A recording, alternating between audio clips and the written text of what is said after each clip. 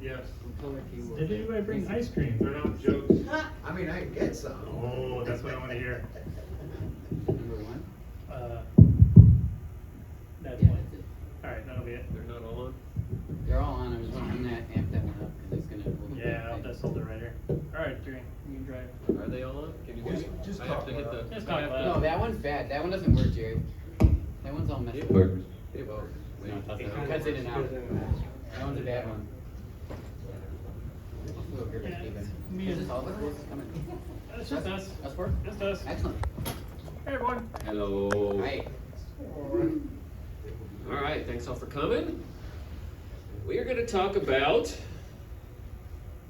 the P3 and Portal. We are Multimorphic. I'm Jerry Stellenberg, Brad Albright, Stephen Silver, Scott Denisi. Together we make fun, cool things, hopefully. We try to. Portal's our latest game. And I'm going to blast through real quick just a couple introduction slides, and I'm going to pass it over to them because they have all the fun stuff to talk about. So a huge team of people made Portal. Portal's the latest game for the P3. We released it in March and started shipping it a month ago. People are enjoying it. Creative directors, we had 3 of them: Ian Harrower, Michael Ocean, Steven Silver. Brad did the artwork. Software was mostly Ian and Michael. Graphics and animations, we got people that do that too. Rory Cernuda, Steven helps out with that. 2 people in mechanical design, TJ Weaver and Trey Jones. Yes, I want to say everybody's name because the team needs to be recognized. They're awesome. Scott was on audio, and for voices, we licensed the original GLaDOS voice from Ellen McLean.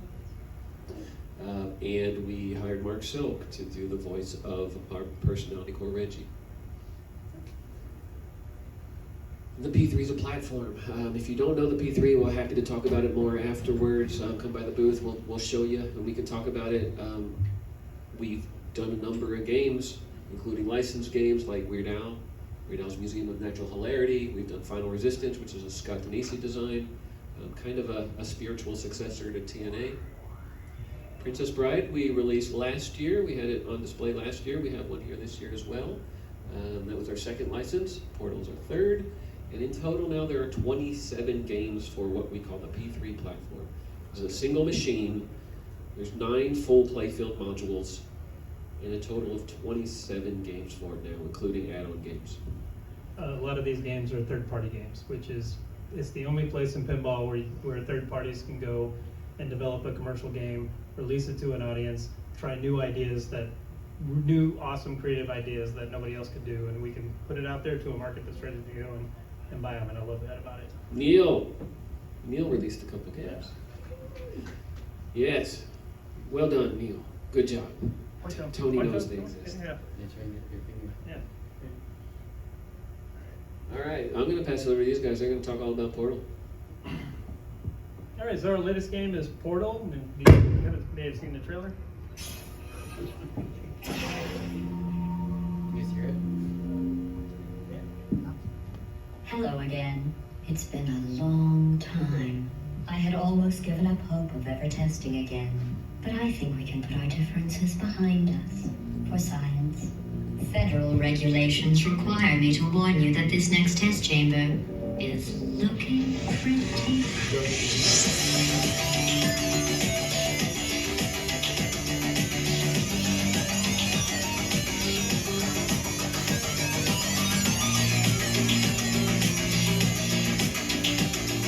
This next test applies the principles of momentum and movement through portals.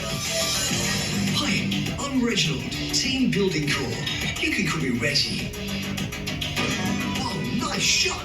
Well done! You must be very, very proud. I'm building the world's smallest trophy form. She didn't need that. Okay, the momentum jump is ready. Woohoo! Oh, it's party time! Initiating surprise in 3, 2, 1. Oh, that's a good one. Woohoo! Oh, that looks nice. Get ready, here it comes. It's showtime. Press the button again. I'm making a note here. Huge success.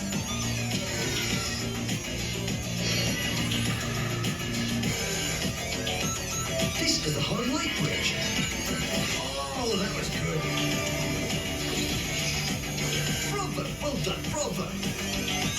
next test involves the Aperture Science aerial faceplate. Wow, you're kind of good at this. Jackpot! Double jackpot! Triple jackpot! This next test involves turrets. They're the pale spherical things that are full of bullets. Oh wait, that's you in 5 seconds. Oh no, it's turret multi-ball! Come on, come on! Hit those turrets! Super jackpot! Hey, it's Edgeless Safety Cube multi-ball! Please continue into the next test chamber. Looks like you're climbing to the top of this very tall chamber. I mentioned I'm not a fan of heights. Don't worry, you'll do great. Got it! Cool lasers! No, no, no, please, no! I can't look. No, no, no, no, no! Ah! Excellent. The Enrichment Center reminds you that bold, persistent experimentation is the hallmark of good science. When we launched this, we had 24 games. Now we have 27. Thanks, Neil. Yeah. Screwed up my graphics. I couldn't. You guys have probably all seen that before, but I couldn't resist letting y'all see our sexy model again. Listening to Denise Jams. So Portal, if you guys haven't played it, you really should seek it out and play it. You can usually get it for under $10 on Steam or something like that. Download it. It's available on every platform. But it's got this really deep universe that has a lot of interesting puzzles you've got to figure out using this physics-breaking thing with these portals, right? And so we had an interesting design challenge in trying to bring that to the P3, and we had to ask ourselves a lot of things when we came through it. But just take a moment. This is Brad's art package. He just killed it on the art package. So if you guys get a chance to check it out, it looks awesome. But the one reason we talked about Portal years ago, and we just said that if Portal's going to make it to pinball, we really need to do it because we have the unique ability, because of the way the P3 base system is designed, is we can take a ball off the playfield anywhere and we can instantaneously kick another one out anywhere else. The very definition of what portals are in this game. So we get to pull this magic trick off. And Kevin's got a video ready to go. It's like 18 different portals in the game that we can go from any one portal to any other portal throughout here. And all these things can happen instantaneously, or if we need to pause it for a second, we can pop the ball virtually up on the screen while we're giving you some instructions or some things like that to give you a second where you're ready for it. And then because of the nature of the screen, we're able to do things. We can build a hub mode that is very much like a Williams System 11's game, something similar that lets you go through and stack a bunch of objectives on top of each other. Getting an 8-way hurry up is extremely challenging. It's really cool to chase after that, and leveling up all your levels and try to go through it through the game that way. But also, every time you go into these test chambers, we can completely change the environment and put you in like high energy pellet here, right? Or the Big Fling. This was one of the first ones we did that Ian went through and created this thing where he wanted to get us up really super high and then jump. You see at the end of the trailer when you're jumping down through the portal, and we get to do the momentum jump across the way. We call it Disco Beam. This is the discouragement beam with the laser beam that goes around the playfield and things like that. So just going through, we got 2 models, Portal Standard, which has a ton of features. We've got a companion cube you can push through from the upper playfield. It goes through the portal to the other side of the playfield that acts as the ball lock for fifth plate multi-ball. We've got this awesome momentum jump when that cube's out of the way. Suddenly that portal is repurposed for this sideway jump, and we detect how fast your ball is going basically by how many loops you've done, but you can combo going up there. You can loop around a couple times before you do that. And when your arrow changes colors, that's how much momentum you have. So if you go in full speed, we're gonna rocket you all the way across to the upper landing zone, or you can land on the middle landing zone. Or if you go in with no momentum, it's just going to plunk out into the acid pit there, and we'll give you your ball back. But it's pretty cool. Then the aerial faceplate. This is one of these ideas at the very beginning. We were like, we have to figure out a way to have an aerial faceplate in here. And Jerry said, well, let's just put it there and let's just rocket it towards the back. And I was like, it's never going to work. TJ's never going to make it work. And then this thing is awesome. The first time, it's one of the first things you see people do at shows. When they come to a show, they say the first time that rocket's up there, lands on that upper platform and lands behind the cube, and like people's faces light up. It's one of those magical pinball moments. It doesn't always do it. Sometimes it'll go other places, but it's one of the fun of the things. You shoot it up there and you get it up there, and you can lock 3 balls behind that cube when we release them all on the playfield. So then we have Portal Extended. We've talked about this since day one, about figuring out ways to bring more mechanical things down the playfield. We've done it in different ways through different games. Heist was the first game that brought in a third flipper on the left-hand side. Weird Al brought in a flipper on the other side. We had a crossing wire form, and we've done various things of that nature, but we wanted to make sure that anything that we brought down the playfield involved still supported our concept of doing quick and easy swaps, and also made sense for the license, more importantly. And we had a lot of like great ideas. I'm not sure who was the hard light bridge idea that we think came up with that. I don't know. No idea. But we were like, man, if we did this, we realized like we did the second layer, we can improvise this hard light bridge going across the screen, and we can link it to the other flipper and bring it over and knock these horizontal shots on this whole second level. And it's funny because we were worried that people would see this polycarbonate, but most people are really surprised when they actually realize that that's the polycarbonate you can go across on top. So Portal Extended has a lift ramp with lift targets on the right-hand side. One of the problem with ramps down low in the playfield is they block a lot of geometry. Well, we can lift it up out of the way for different shots, and we can get it up and out of the way. There's also a kickback on the right-hand side. Normally that's got some white moon gel. In the Portal universe, the white gel means that it's a portable surface, so it's got that there. When it changes to blue, we've changed that to the bouncy gel, which you get in there and it bounces you around. So we've got this kickback that will send your ball on a traditional plunging ball path whenever you do it, and all your skill shots are based off of that. On the other side, we've got a spinner and a target and a couple of targets down low, and then we've got this hidden wall panel on the right-hand side. Portal's all about having these panels that come out and do stuff. And so when you have the hard light bridge activated, then that panel's activated, and you can hit that, you can time it when the ball's coming down to try to knock it across that second layer over to the other side. If you make it all the way across the other end lane, you've accomplished the objective. It just takes like look at all these details in this art. Like I love this stuff. Like there's a little radio hanging out in the vents there. So that's awesome. So tons and tons of features on Portal Standard. This is one of our most packed play fields you've ever seen. And there's just tons and tons of features. Like even without the standard, so I think there's still like 17 portals you can hit. And the entire game works with Portal Standard, but if you get Portal Extended, you can play both. You can have Portal Extended in there. If your kids have trouble with the geometry of things, you can pull it out and you can play Portal. It's the full game, regardless of version that you've got. And we've added these additional features in with with Portal Extended. And so this is where we talk about how we kind of develop games. And Brad was the artist on this game. Brad's the first artist that we've hired that wanted to be part of the process. He was in every single creative meeting we had through the process, and like would sit in there and draw and doodle and do stuff, but he would give us really good ideas with everything. But we had to come up with lots of meetings. We had to dial down, like in the Portal universe, what is everybody's picking their main features, like what kind of things do we want to do, which things we have to do, and then we start designing the game around that and figure out spreading sheets. And we've got people all over the country working on this game, right? So we're just working remotely and coming through and putting all these things together and building the game. And out of the country. And out of the country too, yeah. So again, we ranked all the things. We need to figure out what needs to be physical, what needs to be virtual. We did a lot of stuff and what can be represented on screen. And then we had big questions. We need to know what can we establish that's new in the universe. Our portals work a little bit different than the main series because they always have different linked colored portals.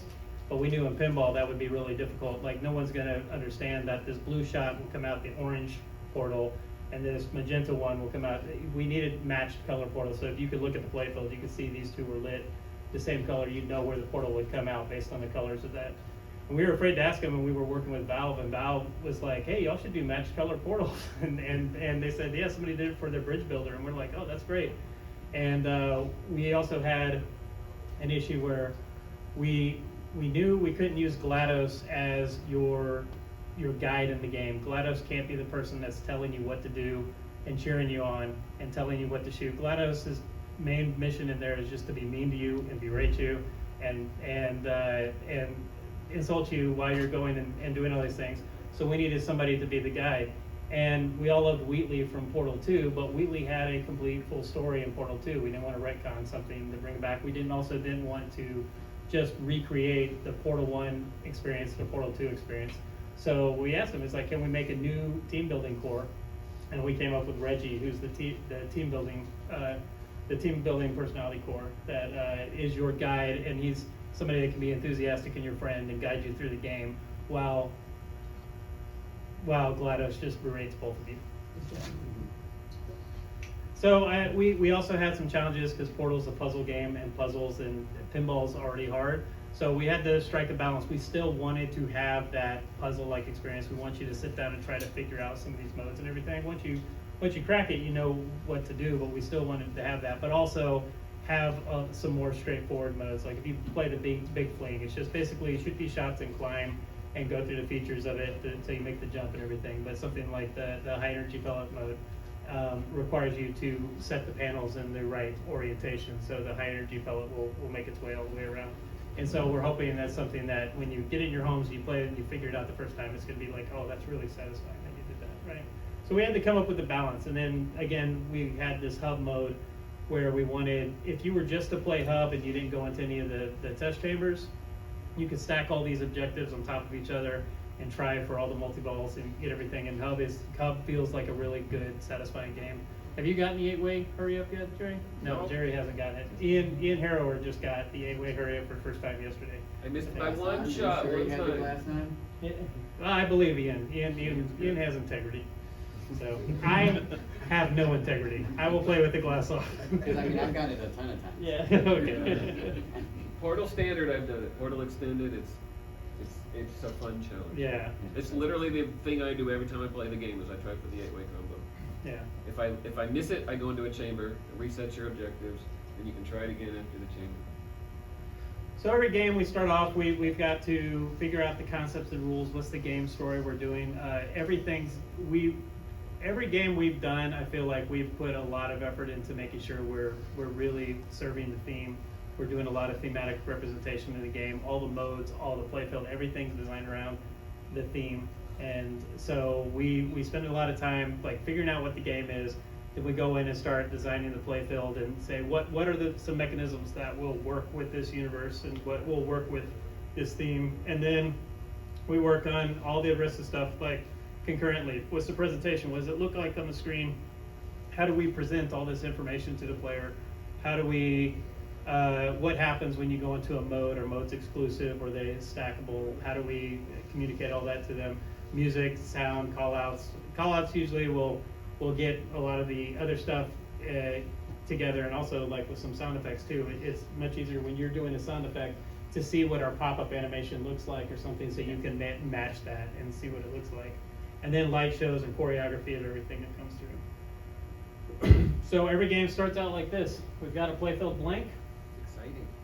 And some of us print them out, some of us play around in Photoshop, some of us just go out there and we just start drawing shot paths and things like that, and things that we think we want to work. All these dots up here, every one of those are launch tubes, and so we can launch a ball from any one of those sites if we design it into the design. And so we start with the plank, and then we start doing stuff like this, where we start drawing ideas. You see a lot of early ideas here that didn't make it, but we start playing around with different things and seeing what we can do. Hard light bridge. Yeah, there's our Heartland Bridge early. It's not a light bridge. We're Yeah. like, let's make 3 shot lanes on that thing. Yeah, we were thinking about having something more physical there, and then we realized, no, this is just awesome. It goes across the playfield. And then we start getting some early tests in there, right? Is that audio coming in the speaker? So it's already linked, don't do it. Okay. Yeah. Oh, okay. Oh, if it is, yeah. I'm sorry, I thought you were talking about him talking. Oh, yeah, no, I no, no. meant the sound from the thing. Anyway, so you can see this is like our first test. Like, can we actually see this fast enough and then get it working? And it was working pretty well. And we've got like our momentum jump. You've seen some aerial features in pinball. We're like, let's put in 2. And so we started seeing it. Can we actually make this jump and control it and make it hit different areas, you know? So, and then this was like our first white wood build where we're kind of putting things together. It's where Trey comes in. Trey bends a lot of metal for us and gets it for us, and we start. TJ starts slapping together the play field. You see some differences there from the final one, and then we start. You see how many launch tubes. This is the underside of the play field. How many launch tubes we've got on this thing? We're using basically almost every single launcher that we've got in the game. Is it all but one? All but one. All but the middle one. And what's cool about that faith plate shot is that we can also open it up like the Hungry Hippo shot where you open it up and it shoots in the mouth and closes. So that was it. And then we are testing some more final prototypes there. There's Jerry making the jump. And then this is the momentum jump. And checking the cube release to see how that goes. And then, we've had some interesting challenges. Like one thing about playfield screens is that they don't like it when you drill holes through them. So we have to engineer things above the screen. So things like this lift bridge on the side, how do we get that working? So. And then we wanted to get a sculpt in this game. We wanted our personality core, and so that's where Brad came in was huge. He was helping us model this up and work out the details of this. And we also wanted to turn around when you start battling the turrets. We wanted a real turret in the game to turn around to make the switch. And this is Michael's early implementation where we just had like some image sequences, seeing if we couldn't actually get this little circular screen to work. At a frame rate that we liked. Yeah, that was an awesome frame rate. You guys would have loved that. 3 frames per second. And then this is our final animations in there, him looking through it and seeing how it works with the screen. And then I'm gonna let Brad talk for a while about art and such. There you go, you can do that.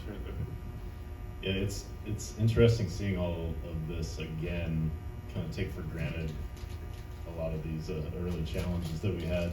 This is my first production game, and I've been chasing this dream for a long time, and so I was very eager to be in all of the meetings just as a sponge, even if I wasn't directly contributing ideas. And these sketches, in fact, I think, or maybe not all of them, but some of these were just like an audition before I even started in on the meetings. Yeah, Brad came to me and he asked me, he's like, hey, my dream is to work on a production machine, and do you have any advice? And I was like, yeah, one thing I think you should do is like people will put people in a box and they'll see the 3D guy stuff, but they want to see that you can do likenesses. So I was like, put more likenesses on your page, try to show them that you can, because if you got a license, people want it to look like the characters and everything. And then I went and hired Brad on a game that has no people in it, so he didn't. Yeah, so the initial things were just kind of showing like, oh hey, within this license, like maybe this would make an interesting piece of cabinet art. And then from there we started digging down further and just more and more sketches. What do we want to represent? What do we want a color scheme to be? I think at one point we started talking about having one side of the cabinet be like more of like a warm color scheme, the other side being more of a cool color scheme. And it's still there, maybe not beating you over the head with it, because part of the challenge was to keep this like neutral world that Aperture Science exists in, and let the important components of the turrets, lasers, and the portals cast the color into that space. You can see here where in this project I was using 3D modeling as much to my advantage as I could, and thankfully we had access to some really great resources from Valve directly, 3D models that I could turn in 3D space and position like a director would formulate a shot in a film or a TV show, and also add some of my own construction into the space. So the room here is largely just something I kind of created and threw together, and then started pulling their assets in to frame a composition for the left side of the cabinet art. So I also worked in Blender to help visualize the 3D space of the playfield as it relates to the player's view, and also just to get a sense of how all of these surfaces come up against one another. I think traditionally in pinball, you've got these flat layers, these separations of the playfield, the plastics. They're not necessarily continuous from, you know, floor to wall to whatever. But on the P3, something that really struck me early on, before we even started this project, was how well the team had been decorating all of these crazy surfaces, these bent metal structures that kind of define the space in a way that's unique within pinball. And every surface is decorated. There's no exposed sheet metal that you normally see in these ball pads, and it's effectively a dollhouse under the glass. And for me, being my first production game, felt like I had something to prove, and went so far with these details that you can't see these things unless you take the module out of the game and actually like stick your head in there. But it was important to me that it feel watertight, and so you can see here where I'm like flying around in 3D space, visualizing where all that stuff is. But those details are great. Like I remember the first time, my first playable machine was the Day of Star Wars. I remember the first time I tore it down, and I saw to clean it up, and I saw this little doodle of these X-wings like chasing after TIE fighters on the playfield, and it said, "Thank you for cleaning your playfield." Like they're under the art. You'd only see it if you tore the machine down and did that. And I love things like this when that faceplate is raised up. There's artwork inside the faceplate going underneath it. There's inside the scoop going down the inside of it. You see when we light it up, you see there's the patterns of the textures and everything. There's some other cool opportunities there in visualizing the 3D space of the playfield. The thing that I liken it to are those photos of like street chalk painters, where they create these perspective illusions. You have to be standing in the right spot, right, where suddenly the perspective, the illusion kind of gels. And that's what you have in pinball largely with, the player view. You have to account for different heights, of course, but there's some funky decoration in there where you've got these continuous like reflections and shadows that move from one surface over to another, and creates the illusion of a space that's different from what the structure actually is. One of the side targets that's close to the player it's kind of like a box that just goes over where our kickback is, but we wanted it to represent one of these delivery tubes, so giving it the illusion of this like curved surface, even though it's going over like a rectangular thing. Those opportunities were a weird, fun challenge for me. I remember the first time I saw this, I was like, I thought we weren't doing actual sticks here, and then I was like, no, that's just Brad's art. Like there's little shadows there. So yeah, this shadow. Yeah, this shadow comes up here, and it starts to overlap onto this panel that's going that direction, but we're faking the view as if it's further back. It's 3 separate pieces, flat pieces, but Yeah. it looks like a full 3D structure. It's really cool. Totally unnecessary, but it's nice that it's in there now. and when the companion cube drops down, there's a little graffiti of the angel companion cube behind it a little bit. So there's tons of really awesome like the Ratman graffiti all through this game that are really awesome. Okay. And then the topper, you want to talk about that? Yeah, if anyone's seen any of my personal work, like I have in my vendor space, I do a lot of things with like flat layers, kind of in the sense of like a pop-up book. I do these sculptural things, and I do things with 3D glasses, and a lot of that is, how do you take a flat illustration and give it a little extra something, built out in 3D layers. And I really love the aesthetic of flat plastics in pinball. Sometimes you get these full, 3-dimensional sculpts that are hand painted and whatever, and then you also get these things that are just stacks of flat plastic. And when they're combined together, it doesn't always jive, but when you have just plastics, I think you can do some really exciting things. And so with our topper here, this was like a proof of concept, and it's not far removed at all from what we ended up with. There's just more structure for, you know, accommodating LEDs to bring into life that TJ kind of pulled together. Alright, so there's my Scapinese science and. All right. So I'm not going to use the microphone. Okay, don't worry. I'm going to just. You guys can hear me, okay, right? Cool. Perfect. So when I was doing the sound for this game, right, I had two main jobs. Right, I had to make sure the music was good. I had to figure out which music was going in there and how it was going to be presented, and also to do the sound effects for it. So we were lucky enough on this project to actually get provided. I believe we had almost everything from Portal 1 and Portal 2 in terms of music and sound effects, which to me, I'm like, oh, this is great. I'm going to be able to just take these things and drop them in and stuff. And I'm like, that's going to be no problem at all. But then you realize when you go through this stuff that pinball is a lot different than video games, especially in the music department. Music in video games is more in the background, especially with Portal. Portal has, when I was playing Portal, I'm gonna back up just a second. When I was playing Portal as, a 20-some-year-old when it first came out, I didn't really realize that the music was even there when I was playing it, because it was all basically sound effects were at the forefront. And when I went through again now, all the music that was in there, you realize like you did recognize that music that was there, but it was just in the background as a subconscious thing. But in pinball machines, you don't make music as a background afterthought that is like supposed to hide in the back, at least according to me in my own personal opinion. Other people can disagree with me and they do. So, yeah. But, so what I did was I took this music and I reviewed it. We went and talked about it as a team on which music tracks we actually wanted to use. And I went through and I kind of beefed up a lot of this music. Some of it I did use where I just took different loops and kind of put them together in a way where it can actually cycle and play really nicely and smoothly.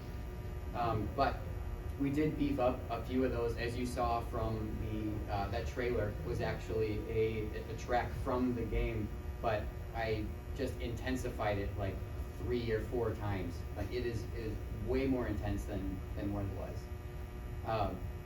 And we just kind of had to be careful with this though. So it was the big challenge of that music part was that if I went too far changing the music, Portal, people who are subject matter experts of Portal would actually recognize that I messed with it too much and probably wouldn't be happy. So we had to kind of scale that back a little bit and keep it as close to the original as possible.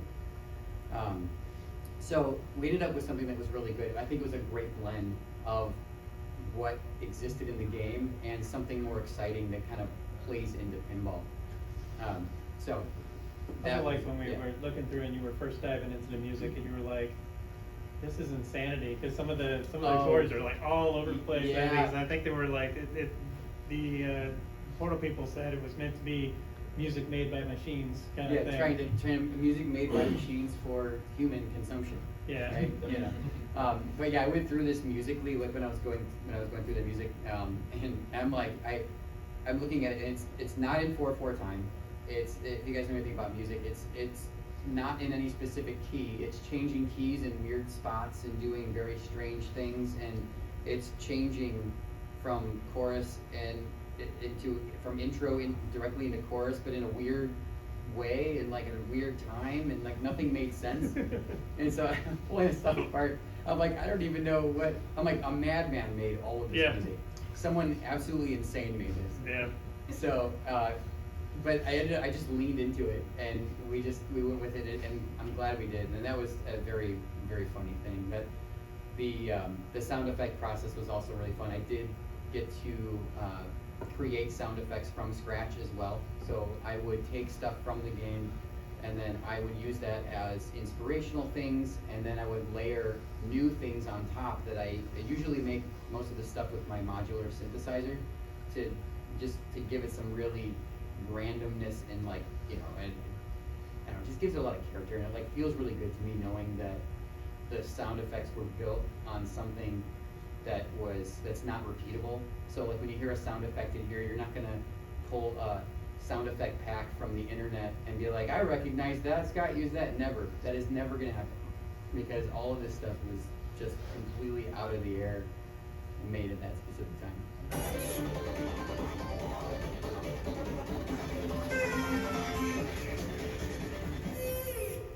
There's our. Some examples of it, yeah, some of that stuff. All right, so then we had Reggie. We had to create this new personality core called Reggie. We actually spent a lot of time trying to find out what his name was and who he was, and came up with. Do you remember some of the names? Gerald. Yeah, I was really pushing for Gerald, but we got somebody doesn't like his name, then right into their own thing. But we had to come up with it. Oh, hello. My name's Reginald, but you can call me Reggie. Everybody does. And so we knew that we had this great character that Stephen Merchant created with Wheatley. We didn't want it to be Wheatley though. We had to come up with something distinctive. And Wheatley's got his characteristics, like he's friendly and everything, but he's also just his core. He's really stupid, and he has alternative motivations and things. And so we wanted a character. We needed somebody, like I said, the GLaDOS problem. GLaDOS can't be your friend. GLaDOS can't be your guide. We wanted somebody that was super into helping you out. So we needed him to be optimistic and friendly, first of all. Yay! More friends! And then he needs to be your guide in the game. Shoot the turrets! Tell you what to do, right? So we've got lots of instructions from him. And he is the team building core, so he really loves team Mandatory building. corporate encouragement? That sounds like team building. Yeah. He's also a coward, right? We need somebody who was not going to constantly fight with GLaDOS as they were going through. He needed to be scared of her the entire time. So whenever he does make that turn and he decides, like, hey, this is we need to do something about this. It's a plot point moment, and we are trying to do storytelling in the game. Oh, maybe here's an idea. We stay here forever. Maybe over there, away from the edge. All right, so he's your ally against GLaDOS eventually, right? Like you have these moments where you're in the elevator traveling back and forth, and that's when he can kind of let himself out and not really not talk about say things that he wouldn't say in front of GLaDOS out in the hall. You've accomplished so much. I've never seen anything like it. Between you and me, I'm just going to say it. I think she wants us to fail. This is literally a toxic work environment. And the main thing is, I don't know if any of you get a chance to meet Mark Silk, but Mark is a tremendous guy.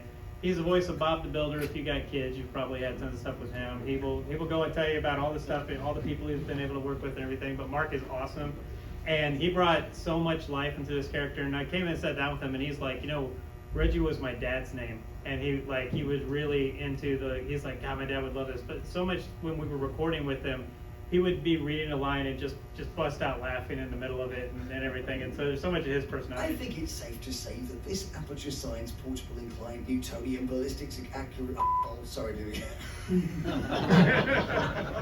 Whoops. So yeah, that's Reggie.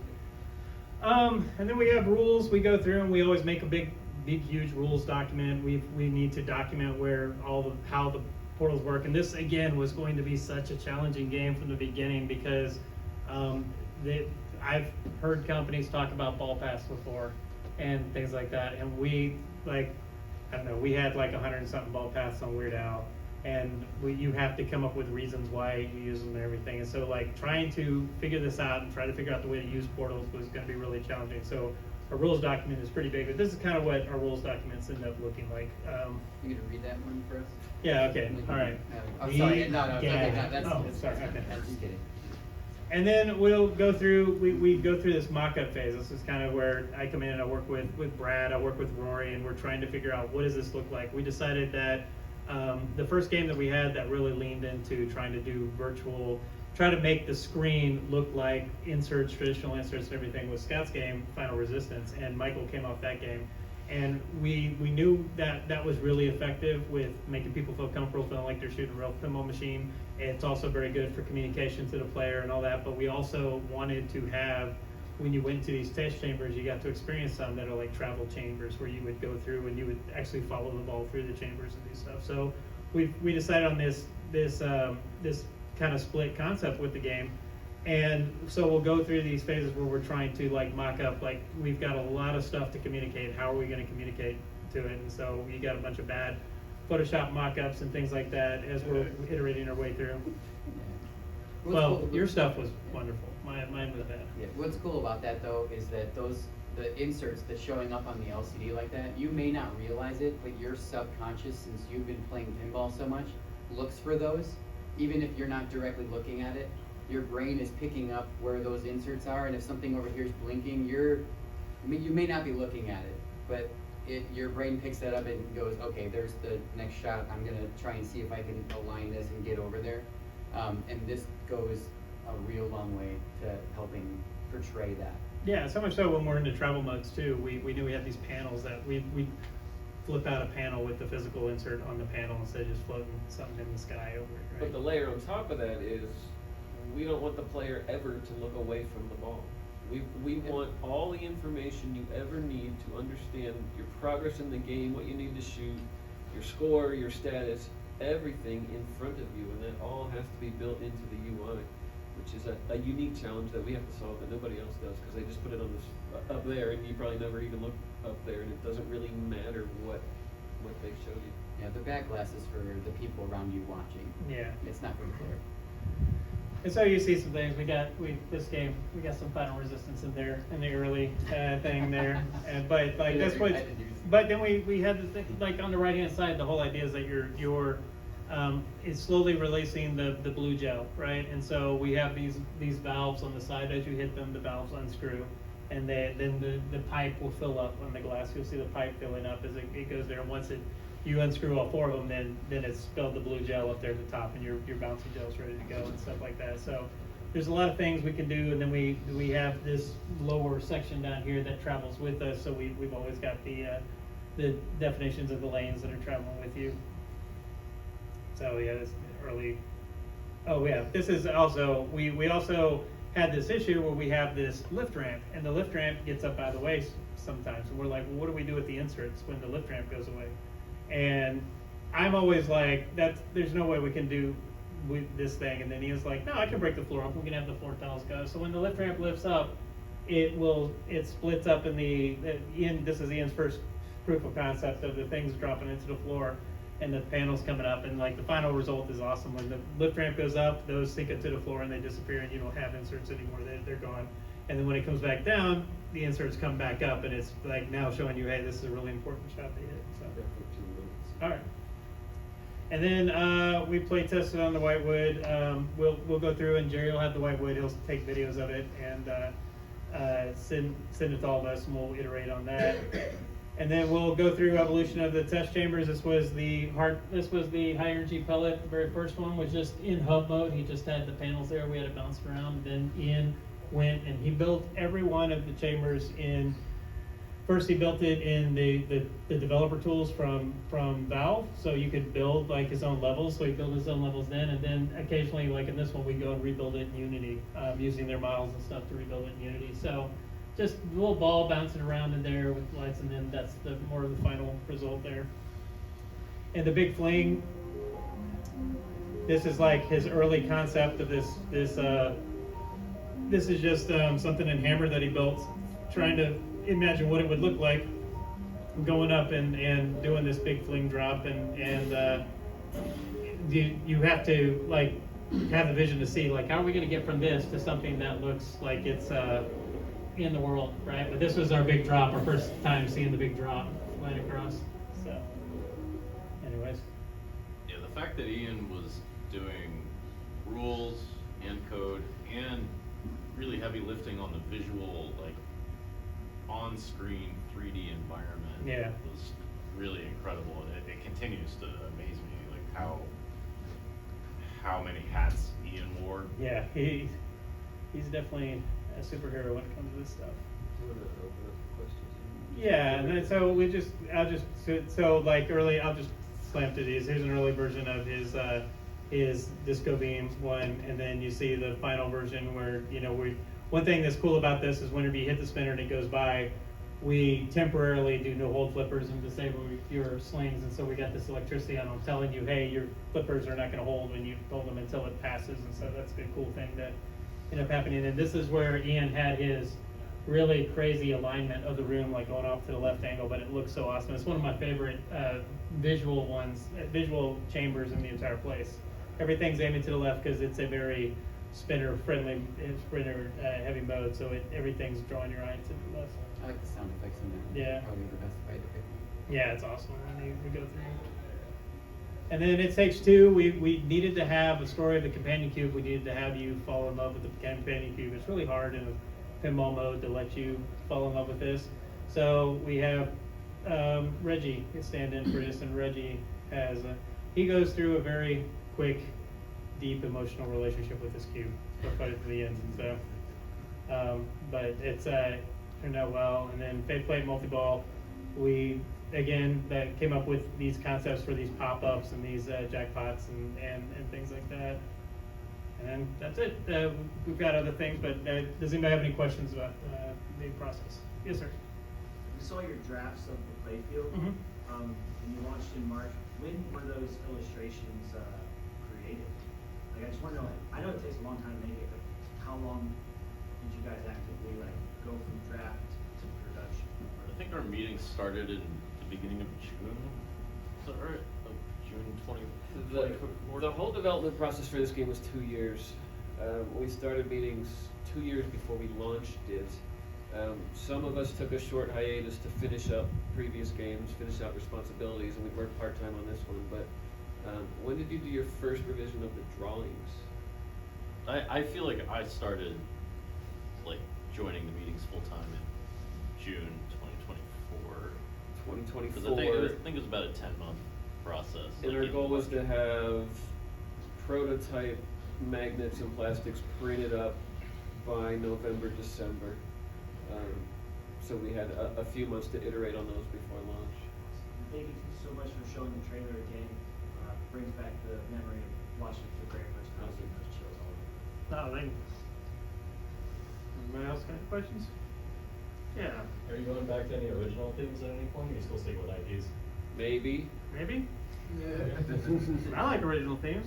Yeah. So I tell people this all the time, but the licensed themes, when you work out an agreement with a licensor, it's for a specific length of time. So you sign an agreement, you say, I have the right to build this game for so many years. And sometimes they're 3, sometimes they're 5, sometimes they're 10. Everyone has different requirements. But we're limited in how long we can sell those games. With an original theme, we can sell them forever. So people buying a P3 20 years from now can still buy Lexi Lightspeed or Final Resistance or any other thing. So there's advantages to doing both. Obviously, licenses appeal to people's nostalgia for a specific IP or theme, and originals are new content or old content that people can buy new for as long as we sell the machine. So we'll be doing both. Yeah, and also with original themes too, remember you're starting from scratch and you have nothing to go off of, and it's an incredible amount of development time for stuff like that. But one more interesting point about licenses is if there's a licensed theme that you've never heard of before, it's original to you. So it's an original theme that has a fully baked story with really cool characters and really cool visuals and audio and all that stuff. So if we ever do a theme that you've never heard of, it's your original theme. Also, I've gotten all your emails about JJ's Juicy Pinball Pinger, so I've filed them away, so we're good. Anybody else? Yes, sir. So how closely do you think your original design, like I assume you created the design and the rules kind of before the, you actually getting into the whitewood and the development and all that. How closely was your original vision to the final product?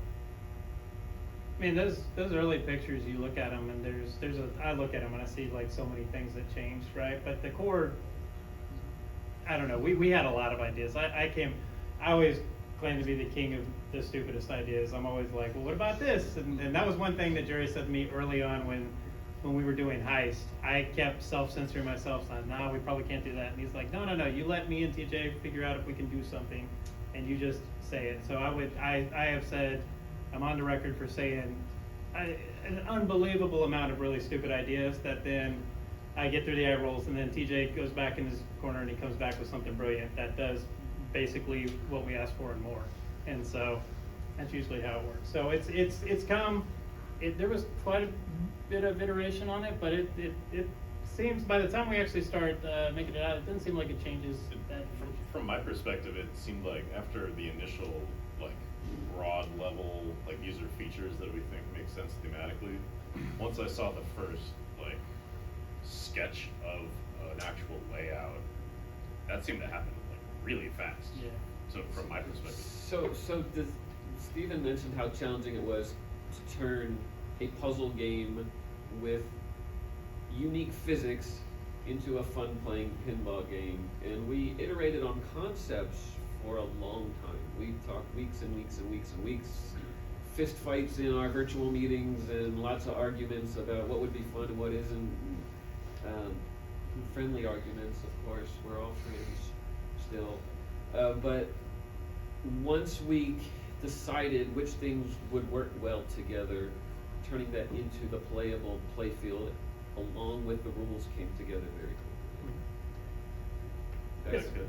Well, you said you come up with really stupid ideas, and now I just really kind of want to know, what is, I would say, like, the really stupid idea? You say you've got all these really fun ones. Is there a really fun, stupid idea that either came to fruition or did not because it was So all actually of the not ones possible? from Steven are stupid, we just massage them into, Yeah. into less stupid.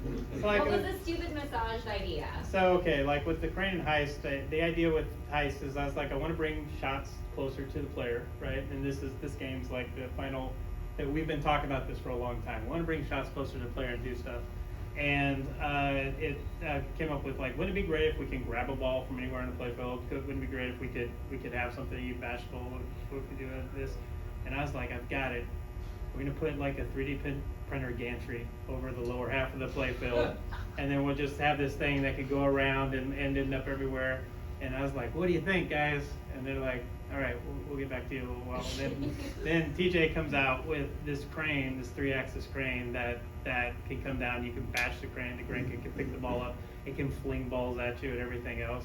And so there was much squealing on my part whenever I saw this thing actually work and come out. It's way better than the idea I actually had. And it's more importantly manufacturable. That's the thing, is that I come up with a ton of ideas that are completely not manufacturable, and so that's an example of something that gets massaged by the grown-ups.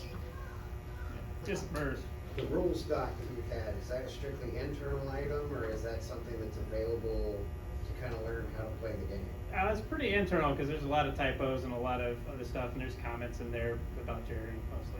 Is there anything published for trying to learn how to try to play the game? Yeah, so normally I don't know, I don't know if Ian works with somebody. I know Colin, when Colin works on games, he'd go and he'll create something on Tilt forums and do that.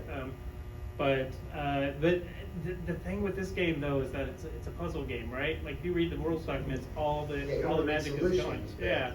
And so like start specific modes, like how to get the fake plate going, stuff like that. Yeah, so it's a tough match. It's like how much do you put into a document for people to find useful, and how much is spoilerage? And I get yelled at all the time because I want to tell people things to how to get the things and do stuff. So if you come over there when I'm standing next to it, I give you my quick 2-minute tutorial of like saying, you hit a ramp, it's going to lift, it becomes a portal. This is where this portal goes, this is where this portal goes, this is what it's going to expect. If you hit this button, it's going to call the elevator. That will take you to a test chamber, and then once you're in there, just follow along. But also on this little info graphics. To put some color on that, when you shoot a ramp, it'll lift and open up a portal. Yeah. And then you shoot another ramp, and closes that. What happens is based on a state you set some other way. So it might lower the previous one, raise the new one. It might leave them both up, and if they're both up, they're linked. And if only one's up, the portal goes somewhere else. So you have to figure out, that's the whole point of Portal being a puzzle game. You've got to figure out which action creates which connections on the portals. Yeah, the stair system's cool, and we've got a way to change the states down there to make it act. And sometimes,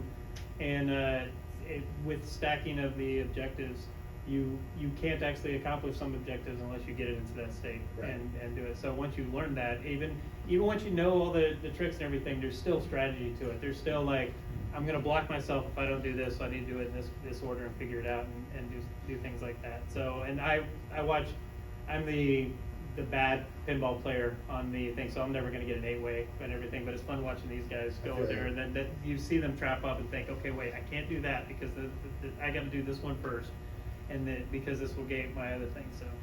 I think it's interesting that, I mean, it is a puzzle game and there's a lot left for you to have to figure out, but still, to the credit of the platform, you're still getting more information presented to you than you would get elsewhere. Like, this wouldn't work on a traditional cabinet because the dynamic nature of the inserts in each, test chamber in the hub mode, that stuff all changes. So trust the inserts and they'll teach you to find the answer. We can also do things like when you hit a certain target in the game, there's little light pulses that come out and they go to the thing that they change. So this thing over here affects this, but we're like drawing your eye to it.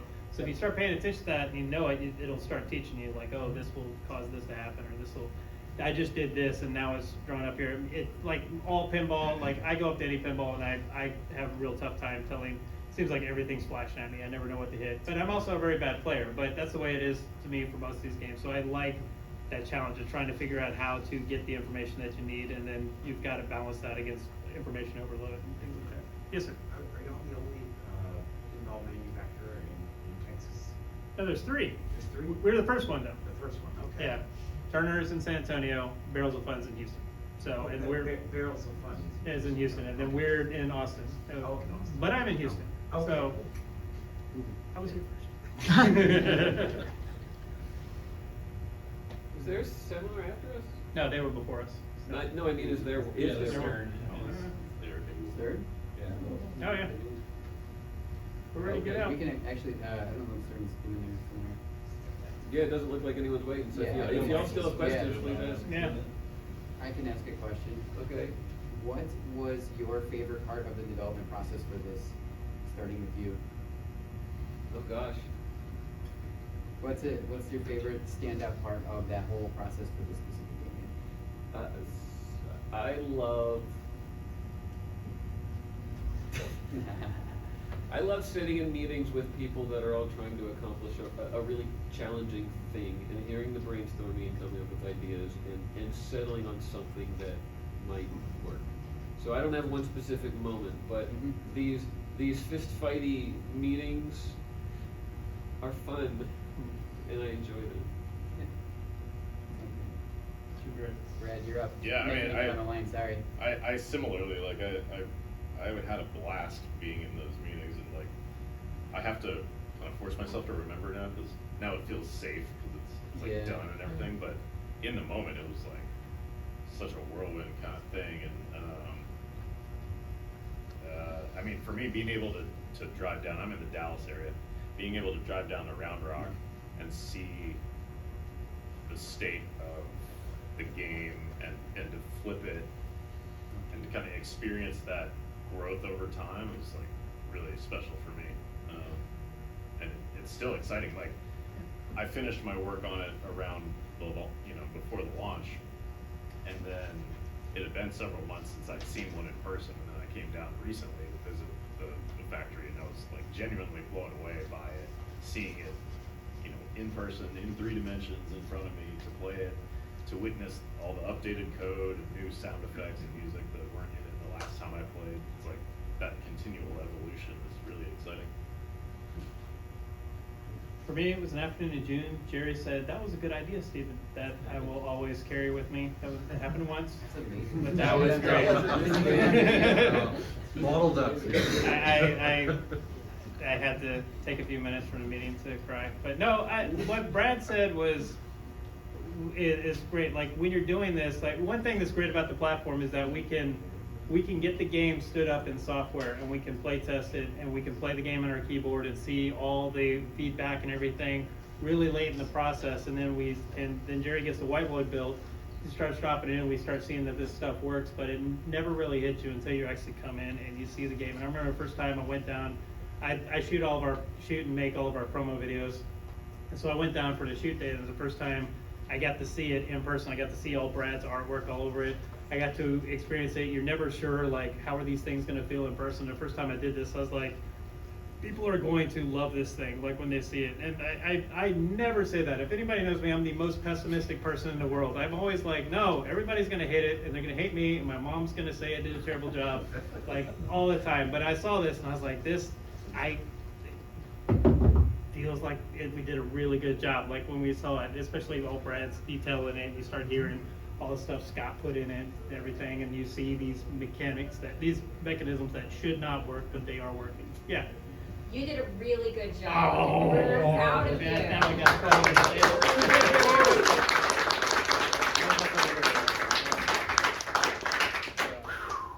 got you, sucker. There was a slide a bit back where it was a stream. It looked like a stream of Jerry playing with wood. Okay, so I don't know if you guys saw that or not.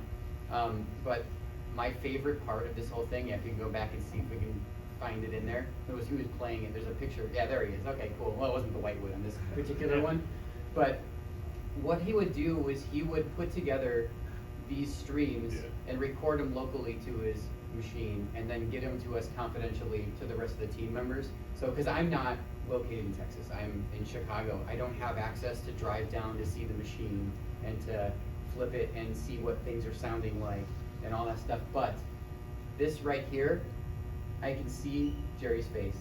I can see what's happening exactly on the machine. I can see, and I can hear it because he has direct audio hooked up to this. And so I can see when something doesn't sound right or something doesn't feel right. I've known Jerry for so long. I can tell by his face when it's like he's flipping something and it's like doesn't quite sound right. You can kind of tell like by a user's like not really digging it. But like when you can get a smile out of him when some big moment happens, it's so rewarding. And it should this is the most fun part for me right here is when I review these. I add more sound effects or pull something or change something and do something, and then he plays it the next time and it feels like a completely different moment because of that. Yeah, I remember that when we were doing Weird Al, the first time Jerry pulled off the Super Duper jackpot off to hit the spiral ramp and made it go around and then into the camera. Like, right, well, we didn't know it was a thing until Jerry pulled it off and did it, and you just saw Jerry's face, and he's like, whoa. And you just see it like on his face, it's like, that was incredible. That was amazing. And so like there's moments like that in every game where you see him pull something off and that especially when it starts working and everything. And those are always, this is our main feedback until we get to go and play it in person. So yeah. So this is because we developed the mechanicals in Austin, Steven's in Houston, Brad's in Dallas, Scott's in Chicago area, Ian's in Canada, Michael's in the Northeast. We've got a team of developers that are all amazing, talented people, and none of them are touching the whitewood. If we sent whitewoods to all of them and they're early prototypes and they break, then how do they fix them? It's a pain in the butt to keep everyone's playfields running. And things are changing at that point too. So it's like, So we keep it all at the factory. TJ's sitting right next to me, and if anything goes wrong, he can quickly fix it and learn from it and iterate the design and all that stuff. But that's why I'm the one testing all the iterative software updates and sending them all the feedback. How often do you find that you're not as good in reality as you are in the emulator? Like, I find that with my games a lot, that I have to adjust timers and number of shots you have to make and that kind of stuff, because I'm way better in the emulator than I am. You never miss when you're hitting the key to hit the ramp? Yeah. I am incredible on the keyboard. I really don't like the emulating aspect. We try to get Scott to simulate this stuff and yeah, they have logs to see how many times I simulate it. So I would much rather do that and watch someone actually playing because it's way more. But we always start with rules that sound cool and deep and whatever, and then you play it and you're like, no one can complete these modes because they're way too complex. So we always wind up scaling everything back down to be a reasonable playing experience. Yeah, a lot of times we come in there and it's like, one of our notes in the rules notes is like, is this fun? We don't know. We gotta play and see if this is fun. And sometimes it's not, and sometimes it's way more fun than we thought it would be. So. Well, for a long time there, it was just Jerry playtesting everything, and Which isn't a good thing, because if I'm the only one giving an opinion and I represent what I like, I don't represent what everyone else likes. And Jerry's also like very good because he knows how to play the P3. That's what they call it, this guy. And then you bring me down, and Ian found it fascinating watching the video of me playing it for the first time. That was very much. You said the word not. fascinating? Oh, jeez, I'm He sorry. said, he said that in the hub mode, I just couldn't hit a shot. And then as soon as I went into a test chamber, then I couldn't miss. Yeah. We also have a team of assemblers who are building the games and machines, and they've never seen the game we're working on. We never told them the theme. So every now and then during the development process, this is the first time you get to come over and see the theme. But we want your raw opinion about what we're doing. Is this some, because you have no preconceived ideas of what this should be. Is it fun? Is it hard to play? Does it make sense? All those things we get from more or less random people coming up to the game. How many of you guys have played the game already? Almost everybody. Not this one. The other ones. Alright, I'll make Jerry bulldoze the line for you afterwards. Yeah. If anybody can get to it, the wizard mode is really freaking cool. Like it's awesome. Like if you can get to it, it's really cool pinball moments that I'm excited for people to see, and maybe Kevin will spoil it at some point for y'all. But it's really cool. I got a question. Yeah. I'm sorry, I'm late, so No, that's all right. I don't know if this is covered. Boo. But how did you guys get in contact with Valve making this game? So I sent Valve, so we wanted to make Portal for many years. I sent emails to all the names on their website that I could find, all the email addresses, never got a response. We worked with Bowen Cairns on rules for Final Resistance, and he had a connection. He talked to the connection, and the next day I had a meeting. So Bowen connected us with one of the Portal developers at Valve. Valve's a different company. They're structured very differently than a lot of organizations, and their deal was you need someone to champion your project. And if you got someone internal to champion your project, then you're golden. And Bowen helped us find that person. And then what was it like after you got the connection? Then we had, every few weeks, we would send them updates. This is what we're planning. Is this cool? We sent them the rules doc early on. Is this cool? Kaylee George? Yeah, Kaylee George works. Kaylee George works at Valve. He's on the Portal team. He's a high-level tournament player, pinball tournament player. So he brought the pinball reference to all the review meetings, and the rest of the Portal team judged whether or not we were doing the theme correctly, if we were keeping true to the things that they wanted us to show and how we wanted to connect things. And they had a lot of suggestions along the way. We tweaked some stuff. I mean, it was an iterative process. Unlike like Weird Al and The Princess Bride, they were like, you guys know this stuff so well that we just love what you're doing. You're representing Weird Al and his brand well. He had like one or two suggestions, and he let us run with everything. The Valve interactions were a lot more. We had meetings with them. We talked through ideas. They would send us feedback. They would send us their ideas, and we tweaked stuff. Yeah, and anytime we wanted to change stuff, because this is like this world, this universe, the canon of it is sacred. Like there's so much stuff that we took that really seriously. So anytime we were changing anything, like introducing Reggie or changing the way portals work for this game or anything else, we really were nervous about them, and it was cool when they were like, no, this actually makes complete sense for what you're trying to do with the game and everything like that. And So- any time you saw us show anything, take a game to TPF, show the premiere video, release it at 1.0, we were at 1.0 when we shipped. If you saw the game, everything you saw was fully approved. It had gone beyond all those conversations, and they had approved the content you saw. Did they ever complain about the music? No. They never complained about the audio. Oh, good. They never heard the audio either. Wait, you sure about that? No. Yeah, I'm like, wait a second. No, I would do They would gameplay get that. streams. I would record 30 minutes of Yeah. play where I walk through all of the modes and everything, and I would send them the whole video.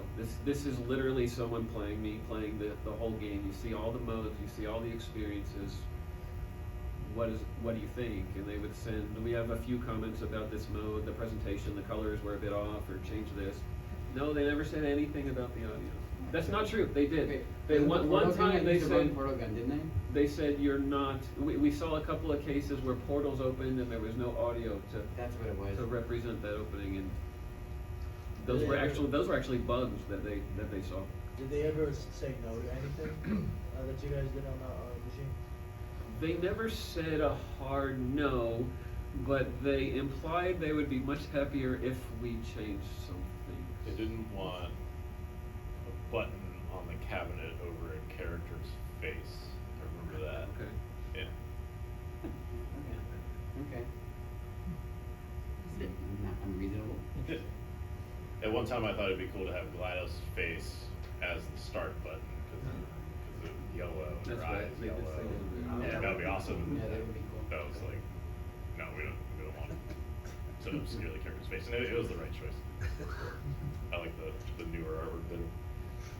But, I don't know if y'all already answered this, I can't remember, but, are there any IPs that y'all want to try out, in the future that y'all are thinking about? Yes. Oh, nice Yes. try. Yeah. I can't say, I got you. And who are you reporting I back like to? that guy. No. But yeah, I've just always wondered about like what's on the horizon. So the stuff we've usually picked has been, I mean, of course, we're looking for stuff that works for pinball, but people on the team really love and are passionate about. And I feel like extremely lucky that every game, every licensed game I've been able to work on has been like absolute dream themes for me. And that we felt we could do justice in pinball. We felt like it deserved to be a pinball machine, and that we could do something unique and interesting with it, right? So that's usually a big part of the deciding factor. And then Jerry just goes out and picks whatever he wants. No, but yeah, we have lots of discussions about different things. We've said no to some things just because we looked at what was available and what was possible, and we're like, we don't feel like we could do it justice with these restrictions. And there's different restrictions with different licenses that are a real thing that you got to work around. And so, I mean, sometimes it's painful to say no to something, but it's like, can we do this if it's this restricted? We're like, we'd rather not do it than to do it and have it be hamstrung like that. Well, we spend 18 months, 24 months, more than that on a game, and if it's not something you absolutely love, then it's a drag to come to work and work on it. So everything we've done so far, and probably ones you'll see us do in the future, will be ones that someone or someone's on the team absolutely love. And what that means for you guys is you're going to get a game that has the treatment that it deserves. There's at least one or two subject matter experts too on the team of For everything, yeah, every game. for every single one. I mean, except for Final Resistance, I kind of just made that up. Subject matter. I was just thinking that one IP that's so new that no one's even tried to do it yet is K-pop Demon Hunters. Oh man, my wife's really into that. Like, for real. No one's tried it yet. So this is the other thing with licenses, just to think about, right? Like it's always when something comes out, Yeah. you gotta ask yourself, is this still going to be a huge thing Yeah. in 18 months from now when we release the game? Yeah. So, and I still insist, when I did Gangnam Style at my wedding, it was still irrelevant, it was cool, right? But, you know, that's the risk you take, is that somebody says it's played out and you don't talk to them anymore ever again, so. It's not just 18 months, it's 18 months plus whatever else we have in our pipeline. Yeah. Right, so it could be 4 years from now. Yeah. So it's always tough, and then like, Yeah. is something on the verge of becoming big, or is something gonna come out and be big? And so there's a lot of things that go into thinking through that, but the biggest thing is like, hey, do we really love the thing? Yeah. I mean, my wife would love it. A lot of people they talk about Bluey with their kids and everything. And Bluey's great. I love Bluey and everything else. Yeah. But if we went through and did that, by the time we released it, my kids would have been grown out of it, right? The people who are asking for it now, their kids have been grown out of it. So that's kind of one of those things you always got to balance in there. I don't know, I've got a 30-year-old son, so. It's absolutely, yeah. Yeah, it's for everybody. Except he makes me feel bad about being a dad. I'll never be as good as. Yeah. So I know we're way over, and we're still happy to answer questions if y'all want to hang around. This will. Until Start shows up. Thanks for Hey, Steve, I have a specific question for you. Who's gonna win the Formula One Drivers World Championship? Oh man, Next. Sergio Perez, he's gonna come out of nowhere and like pull it off. That's what's gonna happen. Yeah. I'm deeply offended that you didn't say Valtteri Bottas. Valtteri Bottas, yes. To go win the championship. Well, he wins it in my heart every season, but he'll come back hopefully. He is Cadillac. Yeah. Is the arcade based on Portal 1 or Portal 2? It's a completely new story. It's in the universe. We use things from we use models and things from both machines. But Portal 1 told a complete story. Portal 2 told a complete story. We were telling a new story with new characters. Our personality core is Reggie. He's a new character and not something that's been in the universe before. So we've got our own story that we take you through. This is a portable testing unit that is going out there, so you're interacting it. You're the person playing the game. You're not playing a shell. You're playing the game. You've got access to this portable testing unit, and so GLaDOS is talking to you, the player, and Reggie's introducing himself to you when you walk up to the machine for the first time. So what he's saying is it's Portal 3. No, we are not saying it is Portal 3. I made it very clear, we are not saying it's Portal. We are not saying it's Portal 3. Make sure to pick up the machine because it is Portal 3, and that's all you're getting. It's a P3. Yeah. It is? Everybody knows Valve See, doesn't he just make admitted it. race. It's a P3. It's a Portal 3. Did you guys put f-stop in the machine? Wait, what? I don't know if you guys know what f-stop is. Did you put any reference to f-stop? Are you talking, like, I know f-stop in the Just photography. say maybe. Yeah. Maybe, yes, we do. Maybe we Do did. you even know what it is? Maybe. Is Maybe it, we you know. talking about Maybe the we don't. photography term, or what? No, that was like a mechanic for the scrap for Portal 2. Oh, yeah, I got Oh, you. so Now. I don't know if you guys put like a reference or somewhere in the machine. No, I didn't, we don't have anything. Well, maybe, I'll say maybe. Do you think if, quote unquote, you deliberately, do you think Valve would say no to something like that? We went pretty deep in the lore in a lot of other areas and things, like we would references to other things in there that were in there, but, yeah, I mean, they might, but they seem pretty open to stuff like that. I mean, there are mechanics and things, like there's another gel in there that they didn't publish, and so like, but our whole deal is like, we're gonna put the time in to develop something.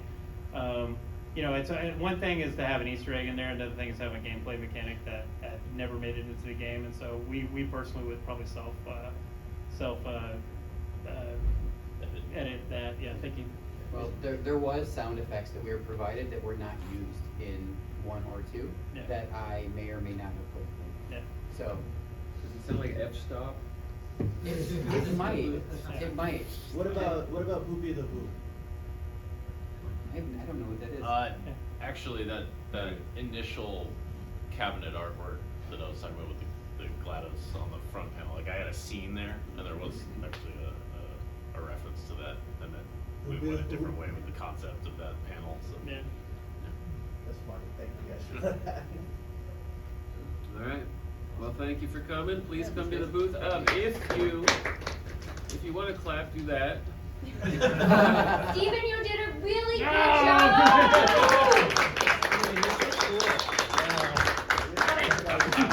We have, just an aside, we also sell anti-reflective glass, Pin Glass Plus. That's us, that's Multimorphic. We have a few extra sheets in the booth. If anyone wants to take one home, please come to us. We're selling it for normal cost, but you save on shipping, so let us know. We have, I think, one wide body sheet left, maybe, and a few standard size. I think something might be in there. The Portal t-shirts.